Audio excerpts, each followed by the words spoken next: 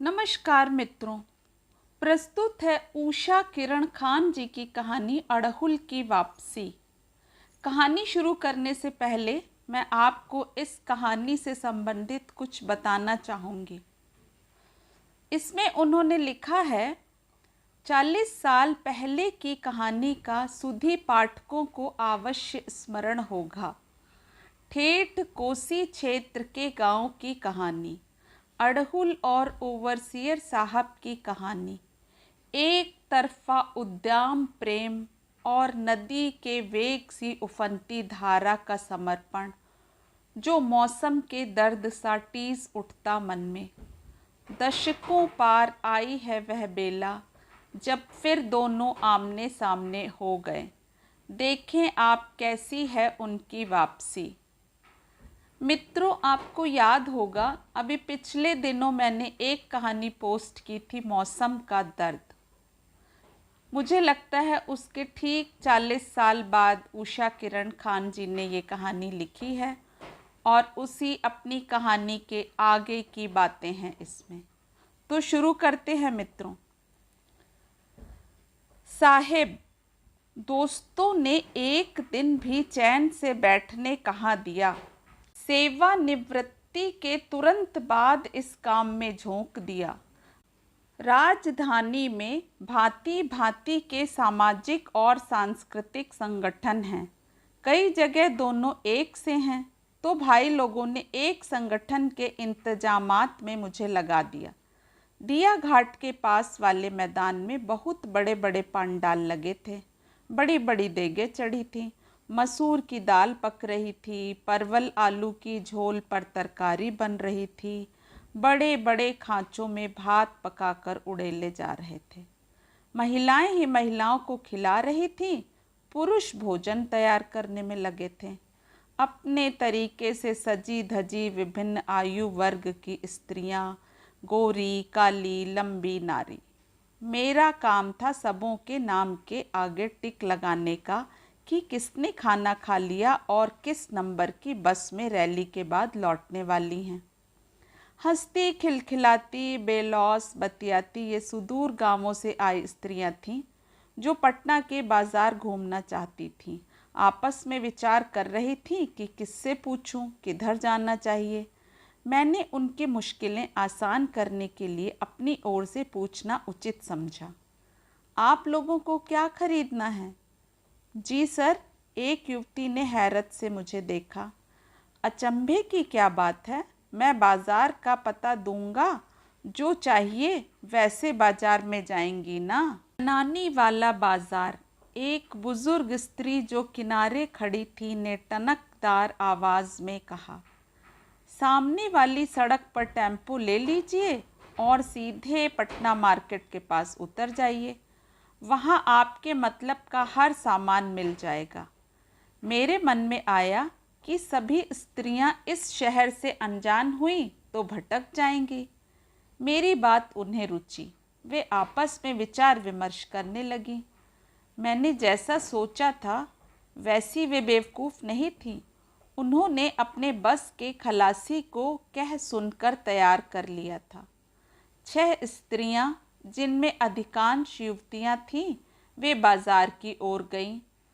कुछ औरतें पंडाल के किनारे छतनार फालसे के पेड़ के नीचे निश्चिंत भाव से सो गईं। एक दुबली पतली अधेड़ आयु की स्त्री मेरी ओर बढ़ आई। बाबू, ऐसा लगता है आप ओवरसियर साहेब हैं, उसने कहा। तो मैं अनायास चौंक गया।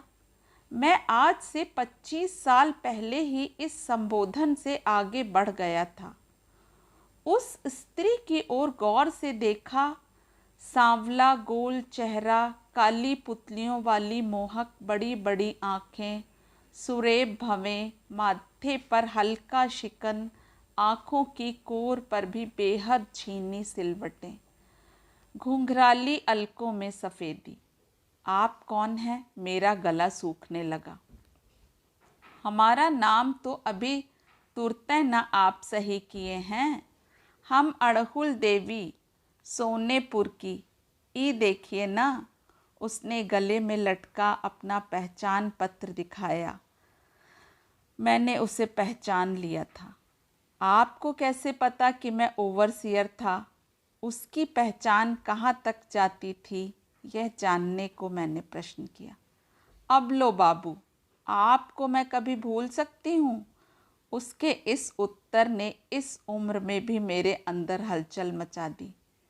क्या क्या याद है इसे? मैंने टालने के लिए पूछा कि क्या वह भी इस संगठन की सदस्य है। नहीं बाबू, हमारा बेटा है, बहू बेटी सब हैं। हम पटना देखने आ गए। तो तुम भी क्यों नहीं बाजार गई? मुझे कुछ लेना नहीं है बाबू। 2 बरस से सिर का सेनुर उठ गया। अब क्या साज सिंगार। यह चांदी का दू दू गो चूड़ी रणसार के साथ भौजाई पहना गई थी। यह है सिंगार। बेटी बहू खुद आई हैं, गई खरीदने। भगवान उनका सुहाग बनाए रखे। बातचीत का सिलसिला बन गया। मेरा मन जो पुरैन के पत्ते थरथराते जल की तरह चंचल हो रहा था, वह स्थिर हो गया। क्या हुआ था तुम्हारे आदमी को अड़हुल? कहाँ कुछ बाबू, जॉन्डिस हो गया था, देरी से पकड़ाया। आपके जैसा गोरा रंग था। जब पूरा पितरिया थारी जैसा हो गया तब हम लोग समझे।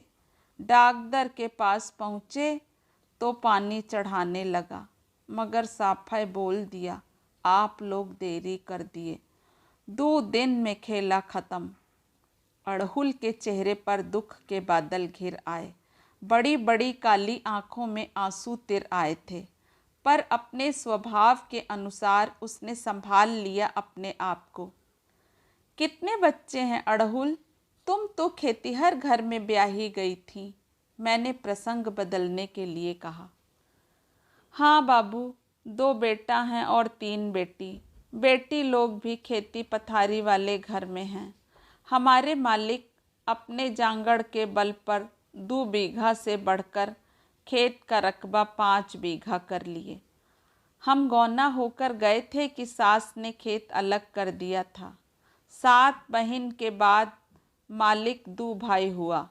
एक बड़े भाई थे जो ऐसे एमएलए साहब के साथ यहाँ पटना में रहते थे।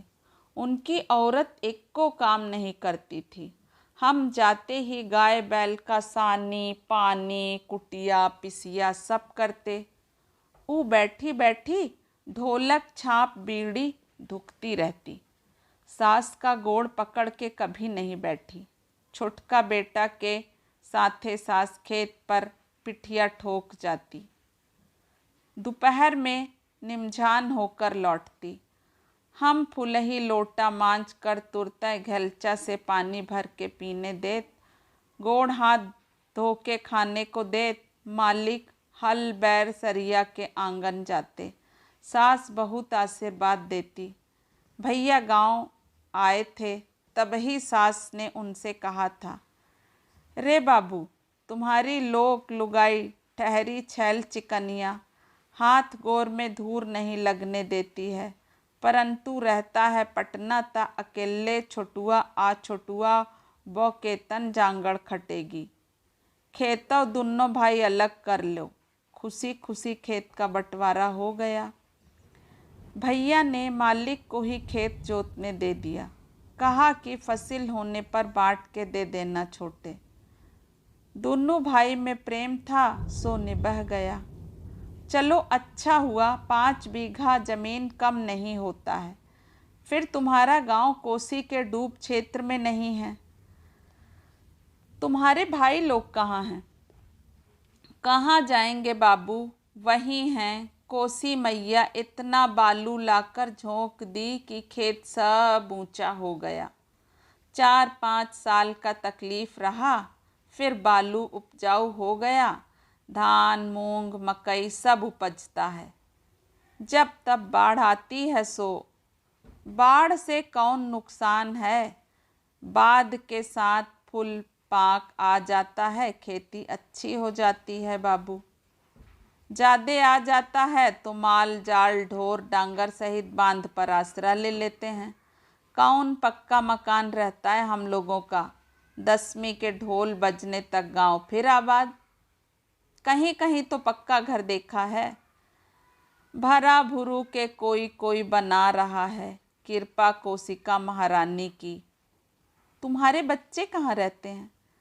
तीनों बेटी ससुरबास हैं। एक बेटा पुरैनिया तरफ स्कूल में प्यून लगा है, दूसरका गांव में खेती करता है। अभी छोटी बेटी सबिया और बहू डिम्पल बाजार गई है ना। ओह, बेटी बहू या तुम पंचायत में खड़ी नहीं हुई। ना, खेती से फुर्सत नहीं है। बड़की बहू को 7 बेटी हुई, उसका ब्याह करते करते जांगड़ थक गया। के पॉलिटिक्स करेगा।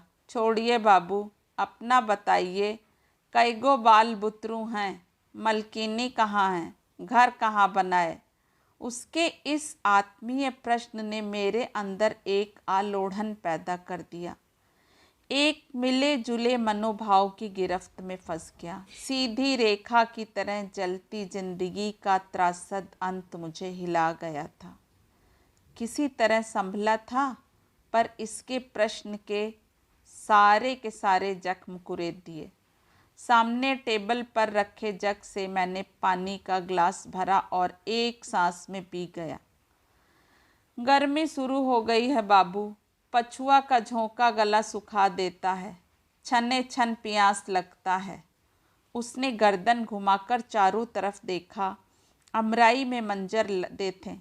मैंने उसके प्यास बोलने पर गौर किया। वह बेहद सामान्य भाव से बोल गई थी, लेकिन उसका यह कहना मेरे जख्म पर मरहम सा लगा गया। मैं भी उसकी तरह निसंग होने की कोशिश करने लगा। मेरे 2 बच्चे हैं अड़हुल। एक बेटी जिसकी शादी हो गई, वह अमेरिका में है। एक बेटा जिसकी शादी होने वाली है, वह भी अमेरिका में रहता है। यहाँ हम अकेले हैं। काहे बाबू, मलकिनी बेटा के साथ हैं। सत मसत एक उम्र में अपना जन्मल ज्यादे प्यारा हो जाता है। नहीं अड़हुल, वो नहीं रही। मुझे अकेला छोड़ ऊपर चली गई। मैंने उंगली ऊपर उठाकर कहा, क्या हुआ था बाबू। अड़हुल के चेहरे पर पीड़ा का भाव था। मैंने उससे अपनी पत्नी शालिनी की असाध्य बीमारी की कथा सपाट ढंग से सुनाई। जितना खर्च करना था मैंने किया। जहाँ जहाँ ले जाना था ले जाया गया, परंतु पेट का कैंसर 3 माह के अंदर उसे मुझसे और अपने लाडले बच्चों से दूर ले गया। उसके जाने के बाद ही हमने बिटिया की शादी की, उसे विदा किया। बच्चे मेरे अकेलेपन को लेकर बेहद चिंतित रहा करते हैं। मेरे इस संगठन में अपने मित्र कन्हैया जी के साथ लगकर काम करने से वे थोड़े निश्चिंत हुए। मैंने सब कुछ तो अड़हुल को बताया, परंतु यह नहीं बताया कि उसके ससुराल जाने के बाद कितना टूट गया था। उस भोली भाली समर्पिता को मैं दिल से चाहने लगा था कि न दिन को चैन न रात को नींद आती थी। नौकरी से छुट्टी लेकर घर बैठ गया था।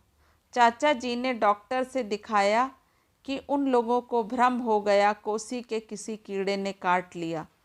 मैं चुप रहा क्योंकि उस कीड़े के कांटे का इलाज डॉक्टर के पास नहीं। मैं हतवाक होकर अड़हुल की बरसती हुई आंखें देख रहा था। अपना दुख सुनाकर वो स्थिर थी, पर मेरी त्रासदी ने विचलित कर दिया। अड़हुल, जब ओवरसियर साहेब हम लोगों का नाम पूछ कर कागज पर सही कर रहे थे, तभी हम उनको पहचान गए। भीड़ भाड़ में कुछ पूछना नहीं चाहते थे। मन में यह लालच भी था कि वे अपनी तरफ से ही मुझे पहचान लें, लेकिन सो नहीं हुआ। होता भी कैसे। 25-30 साल बीत गया है, शायद उससे भी ज़्यादा। कोई कैसे पहचान लेगा। जब साहब हमारे गांव में देवदूत बनकर आए थे, तब हम लहुक वयस के थे। इसे 15-16 साल के थे। साहेब भी दुबले पतले नौजवान थे। बाढ़ में इलाके भर के गाय भैंस आदमी औरत को बांध पर पहुंचाए। रह गई मेरी नानी और हम। रात हो गई थी। कोसी की बांध की तरह हमारे तन मन के बांध भी टूट गए थे। कुछ दिन हम शर्म से भागे भागे रहे, फिर गौने का दिन धरा गया। मैया तो थी नहीं। गौना की साड़ी धोती रंगने का काम, पौती पिटारी साँटने का काम खुदै करना पड़ा। बाबू ने जब कहा कि साहेब से मिल आ बुलाया है, तब मन में उनके लिए बड़ा प्यार उमड़ा। जहाँ गौने होकर जाने वाली थी उस दूल्हा की याद नहीं। सुना कि छोटे में दूध छुड़ाकर शादी करने आया था। घर देखिया, लाठी से नाप कर जोड़ी तय किया था। खेती किसानी वाला घर था। 2 जोड़ी बैल था। बथान पर बड़ा आंगन था। 4 भाई का भैयारी था। गौना होते होते भैयारी बट गया था। हमारे ससुर जी मर गए थे। सासू जी बेटी लोगों का ब्याह कर गौने पर भेज अकेली पड़ गई थी। बड़की बहू को लाने के तुरंत बाद हमको भी बुला लिया। सासू जी कहती, तू बिना माए की बेटी बुर्बक होगी, हमारे पर आ जाएगी तो हम हेत कुहेत सिखा देंगे। लेकिन तू तो बड़ी अक्लमंद निकली, सब कुछ सीखी पढ़ी है। हमने उनसे बताया कि अकेली लड़की घर में थी, कौन करता गाय बैल का सानी पानी, कौन करता साग भात, कौन नानी का, बाबू का देह नेह करता। हम सब सीखते तभी तो करते। मैया रहती तो लाड़ लड़ाते, अकेले किस पर लड़ाते लाड़। सासू माँ बहुत मानती थी। जो हम नहीं जानते थे सब सिखा पढ़ा दी। हमारे मालिक बड़े संकोची थे। बहुत दिन तक घर में सोने नहीं आए। दालान पर ही संगतिया लोगों के साथ सोते रहे। सासू माँ ने जेठ जनी से कहा था, मुझे याद है, बड़की तू छुटका को काहे नहीं रात को घर में सोने कहती है। जेठजनी फिक से हंस पड़ी थी। सासू माँ ने उन्हें डपट कर कहा था कि हंसती क्या है, भौजाई है, तू ही ना उसे घर देगी, हम तो माई हैं, कहना सुहाएगा। बड़की घेर घार कर मालिक को घर पहुंचा गई। मेरे हाथ में तेल की कटोरी पकड़ा गई कि उसके पैर में तेल लगाना होगा। सासू माँ ने कहा कि देख छुटकी, चट से बोल ना देना, मैया थी नहीं, कौन बताए, हम ही बताते हैं, मुँह बजाई लेना। हम उसको दुलड़ी का चांद चैन दिए हैं तेरे लिए। और हाँ, हम तेरे ससुर को मालिक कहते थे, तू भी यही कहना, समझी। हम तो लाजे कठौती हो गए। ऊ आया और चौकी पर सो गया। थोड़ी देर हम देखते रहे, फिर चुपचाप उसके पैर में तेल लगाने लगे। पैर समेट कर बैठ गया और बोला। हम हाथ समेट के बैठ गए। हाथ पकड़कर चौकी पर बैठा लिया और बोला, हमको बहुत लगता था कि कैसे तुम्हारे पास घर आए। हम क्या बोलते, मूड़ी ऊपर उठा के देखो ना, हम भी तो देखें कैसा चेहरा है। बच्ची थी तब, एक दम्भे गुलभंटी थी, अभी तो सुरेब शरीर है। जरा पास आओ ना। कब हम पास आए, कब एक हो गए, यह जान ही ना पाई। घर घरुआर में कहाँ जान पाई कि कब 3 गौ बेटी और 2 गौ बेटा हो गया। जीभ दांत कुचा गया। ओह, कुछ गलती हो गई क्या। आँख पनिया गया। साहेबन देख लें सोच कर पोंछ ली झट से। 3 बेटा था ना। एक छोटका बेटा किसी के साथ शहर गया कमाने, फिर लौट कर ना आया। कहाँ भुला गया कुछ पता न चला। वह पटना से दिल्ली, दिल्ली से पंजाब तक चला गया। यह सुना था पर मिला ही नहीं। शुरू में लोग चिढ़ाते, तुम्हारे बेटे को ता देखा है, झोंटा बढ़ाए, चिमटा लिए, कड़ा पहने, खालसा पंथ में शामिल हो गया है। सुन के रो के रह गए। अब तो भूल भी गए कि तीसरा भी बेटा है। कभी कभी मन में आता कि अगर साहेब मिल जाते तो उनसे कहकर खोजते बेटा को, पर साहेब का पता भी तो नहीं मालूम था। आज जब इनको देख रही हूँ तो कितना पानी कोसी गंगा में बह गया। अब कैसा होगा वह मेरा दुबला पतला गोरा बेटा। उसके गोरे रंग पर बड़ा गुमान था। वह तो सचमुच किसी पंजाबी के रूप में खप गया होगा। दाढ़ी और बाल में उसे कैसे पहचानूंगी। उसकी चिड़िया जैसी मीठी आवाज़ तो अब होगी नहीं। ओह, क्या सब सोचने लगी। साहेब हमको नहीं पहचाने तो क्या हुआ, हम की टोकते हैं उनको। बहुत अच्छा लगा उनका दुख सुख जान के। अच्छा क्या लगा, तकलीफ़ ही हुई। पर गोसाई साहब के आगे किसी की चलती है क्या। मैंने अपनी आंखें पोंछी। साहेब तब अकेले घर में हैं, खाना पीना सेवा शुश्रूषा। साहेब हंसे। तुम भी अड़हुल उसी में उलझी हो। एक लड़का है जो साफ कर देता है और खाना भी बना देता है। सुबह 7 बजे आता है, चाय नाश्ता बनाकर खिलाता है, खुद भी खाता है। दिन के लिए दाल सब्जी बनाकर रख देता है, चावल मैं खुद बना लेता हूँ। वह 10 बजे स्कूल चला जाता है।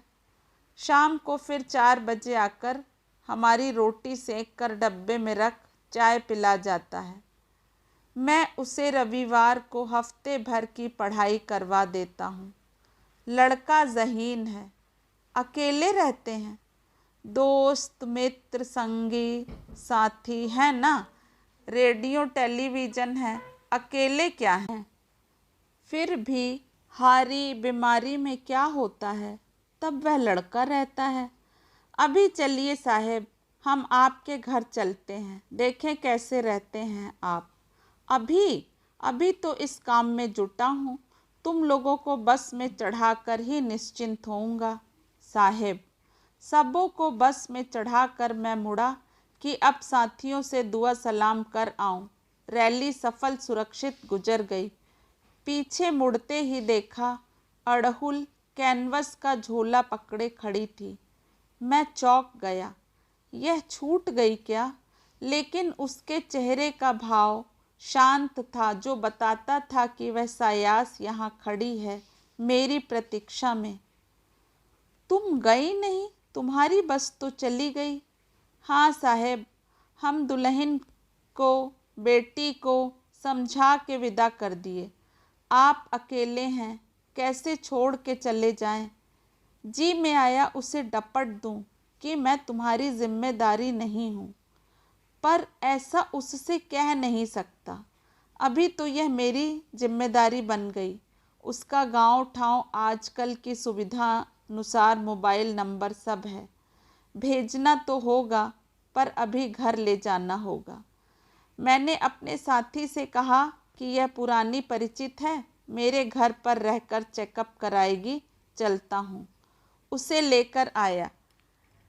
वह मेरे 4 कमरे के घर को घूम घूम कर देखती रही। सब कुछ करीने से लगा देख खुश हुई। सहायक लड़का किशोर से काफ़ी जानकारी ली, कुछ हिदायतें भी दी। मैं उसके साथ थोड़ी देर बात कर फिर सहज हो गया। वह बेहद सहज सामान्य मुद्रा में थी। अड़हुल, अब तो तुमने देख लिया ना मैं कितने सुख से रहता हूँ। चलो तुम्हें बाज़ार घुमा लाऊं, फिर तुम्हारे गांव छोड़ आऊँगा। मैंने अड़हुल से कहा। वह तैयार हो गई। देखा, अपने लंबे खिचड़ी बालों को समेटकर जूड़ा बना लिया था। अभी भी इसके केश लंबे और घने हैं। रंगीन छींटदार साड़ी पहन रखी थी। हाथों में वही 2-2 चांदी की चूड़ियाँ, गले में काले रेशम धागे की माला, जो इसने जरूर अपने ग्रामीण मंदिर के मेले में खरीदी होगी। गाड़ी में बिना हिचक अड़हुल मेरे पार्श्व में बैठ गई, मानो यह उसका रोज का रूटीन हो। गाड़ी चलाते चलाते मैंने पूछा, यह काले रेशम का धागा अब भी पहनती हो? मुझे याद है, चांदी की हंसुली के साथ भी यह धागा पहने रहती। वह मेरी ओर देखकर आंखों में ही मुस्कुराई। कहाँ से लिया है? कुशवेंबर स्थान से कि देवन वन से? उसने लंबी सांस ली। कहाँ देवन साहेब, वह तो कोशिका के पेट में गई। क्या उतना बड़ा मंदिर? नहीं तो कोशिका के उत्फाल के आगे बड़ा क्या छोटा क्या। छोटा को तो बकस भी देती है, बड़े को पहले चपडूम।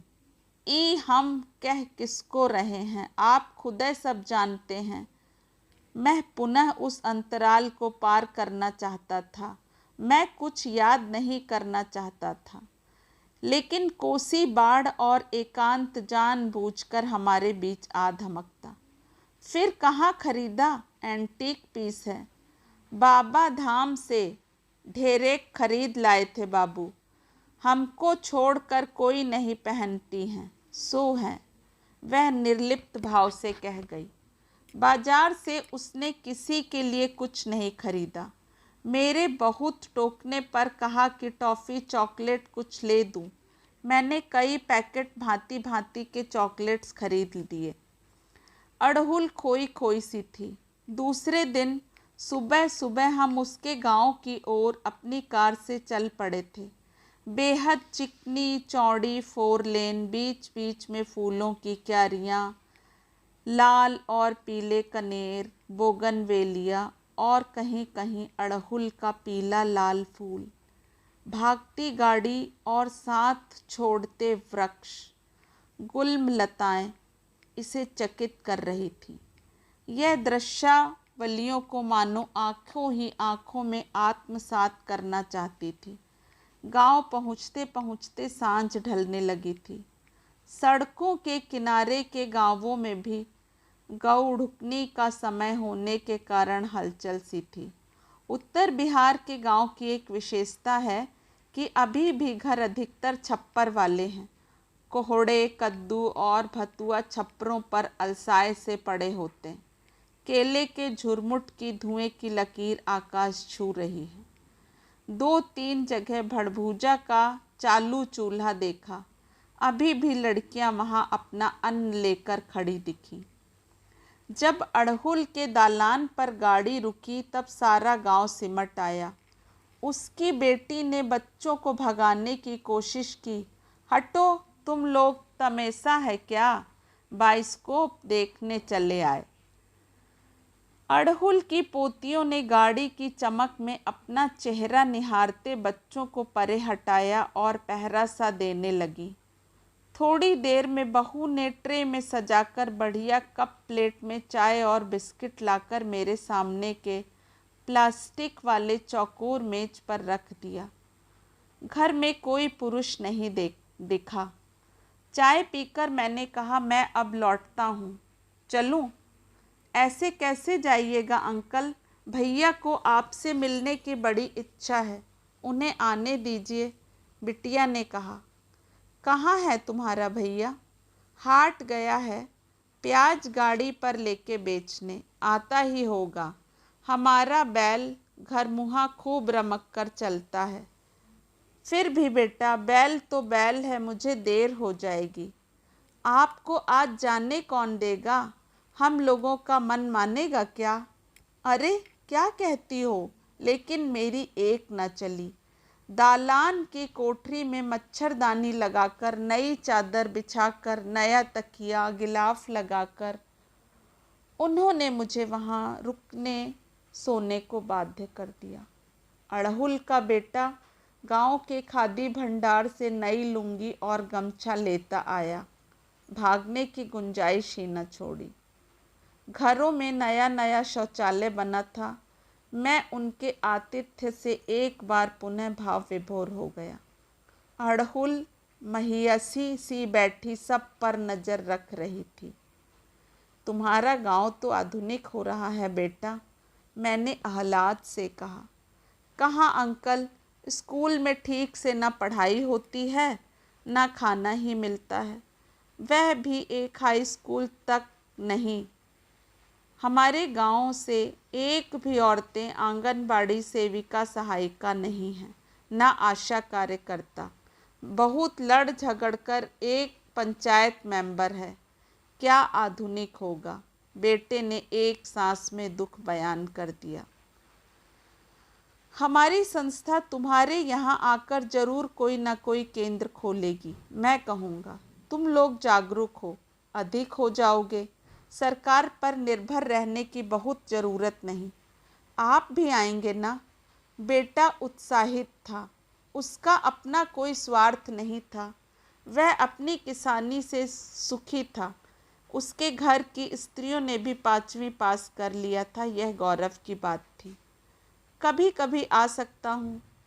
मेरे मन में था कि सेंटर का इंचार्ज मैं ही क्यों ना रहूँ, परंतु इस सारी बातचीत में शामिल अड़हुल ने एक बार भी आग्रह न किया। वह एक बारगी निस्संग निर्लिप्त सी बैठी रह गई। मैं सुबह के नाश्ते के बाद झटके से उठा और चल पड़ा। अड़हुल। घर पहुँचते पहुँचते मेरे अंदर सालों पहले की अड़हुल जाग कर बैठ गई। मेरा रोया इस उम्र में भी खड़ा होने लगा। कलेजा धक धक करने लगा। यह क्या हो रहा है? साहिब के बगल में बैठी 3 घंटे में नया जन्म नहीं, पुनर्जन्म लेने लगी। हाय राम! जब उन्होंने कहा कि वे लौट जाना चाहते हैं तो राहत की सांस ली, लेकिन ये बच्चे भी ना, अंकल अंकल कहकर उन्हें रोक दिया। आगत स्वागत किया सो ठीक, पर मेरा मन चंचल हो रहा था। मेरा भोला भाला बेटा उनसे यहाँ रहने की, केंद्र खोलने की सिफारिश कर रहा है। मैं तो पागल हो जाऊंगी। साहिब की मंशा क्या है नहीं मालूम। वे भी केंद्र खोलने की बात पर हामी भर रहे हैं। उनके लोग बहुत दिन से आवाजाही करते रहते हैं। अब ये रहकर इलाके का हेतु देखेंगे। अपने मन में सोच रही हूँ कि अगर ये रहने को तैयार होंगे या ज़्यादा आवाजाही करेंगे तो हम पुरैनिया दूसरे बेटा के पास चले जाएंगे। काहे तो मन घबरा रहा है। साहेब गाड़ी पर बैठ गया। भर नज़र हमारी ओर देखा, हाथ उठाकर बोला, अच्छा अड़हुल, हम जाते हैं। तुम्हारा गांव, घर, बच्चे सब याद रहेंगे। जल्दी ही आएंगे केंद्र खोलने। मुझे बच्चों के पास विदेश जाना है। अपने आदत के अनुसार हमने आंचल से मुंह ढक लिया। जानते हैं क्यों? इस हमारे गांव में बाल बुतरू के सामने नाम धर के पुकारे इसलिए। यह मेरा नैहर थोड़ी ना है। लेकिन जी हल्का हो गया। गाड़ी नज़र से दूर चली गई। मित्रों, यह कहानी उस अड़हुल और ओवरसियर साहब की है जिनकी आशनाई 40 साल पहले कोशी के बीच पनपी थी और दफन हो गई थी। समय कैसे कैसे किस्से उखाड़ लेता है, देखिए। मित्रों, अगर आपको इससे पहले की कहानी मतलब ओवरसियर साहब और अड़हुल का प्रेम जानना है तो आप मौसम का दर्द मेरे प्लेलिस्ट में जाकर पढ़ सकते हैं। धन्यवाद। And please don't forget to subscribe my channel. धन्यवाद।